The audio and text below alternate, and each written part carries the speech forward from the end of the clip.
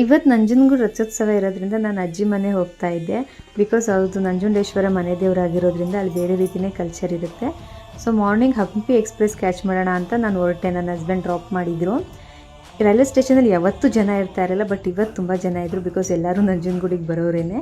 ಅಲ್ಲಿಂದ ನಾನು ಒಂದು 11 ಗಂಟೆಗೆ ಮನೆಗೆ ಬಂದೆ. ಅಕ್ಕನ ಮಕ್ಕಳು ಬಂದಿದ್ದರು. ಅವ್ರಿಗೆ ಹಾಯ್ ಮಾಡಿಕೊಂಡು, ಇಲ್ಲಿ ಹೇಗಂದರೆ ತೇರಿನ ದಿನ ಈ ಥರ ಕಂಬಿ ತೊಗೊಂಡು ಬರ್ತಾರೆ ಮನೆಗೆ. ಇದಕ್ಕೆ ಪೂಜೆ ಮಾಡಿ ಮನೆ ಹಿರಿಯರ ಹೆಸರು ಹೇಳ್ತಾರೆ.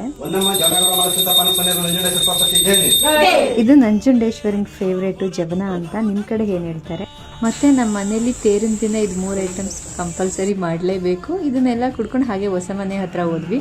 ಹೊಸ ಮನೆ ಅಂದರೆ ಇದು ರಂಜಿತ್ ಕಡ್ಕೊಳ ಬಂದಮೇಲೆ ಮಾಡಿದ್ದು, ಮೈಸೂರಿಗೆ ಬಂದಮೇಲೆ ಮಾಡಿದ ಮನೆ. ತುಂಬ ಮೆಮೊರೀಸ್ ಇದೆ ಇಲ್ಲಿ. ಒಂದೊಂದು ಗೋಡೆನೂ ಒಂದೊಂದು ಸ್ಟೋರಿ ಹೇಳುತ್ತೆ, ಅಷ್ಟು ಮೆಮೊರೀಸ್ ಇದೆ ನಮ್ಮಿಬ್ರಿಗೂ. ಬಟ್ ಅನ್ಫಾರ್ಚುನೇಟ್ಲಿ ನಾವು ಇರೋಕ್ಕಾಗಲಿಲ್ಲ, ಬ್ಯಾಂಗ್ಳೂರ್ ಶಿಫ್ಟ್ ಆದ್ವಿ. ಈಗ ರೆಂಟ್ ಕೊಟ್ಟಿದ್ದೀವಿ. ಹಾಗೆ ಏನೋ ಹೇಳ್ತಾನೆ ಕೇಳಿ ನಮ್ಮ ಅಕ್ಕನ ಮಗ. ನಾಯಿದು ಮರಿಗೆ ಏನಂತಾರಪ್ಪ ಕನ್ನಡದಲ್ಲಿ? ಸರಿ. ಹಸುದು ಮರಿಗೆ ಏನಂತಾರೆ? ಏನಂತ? ಹಸ್ಮರಿ.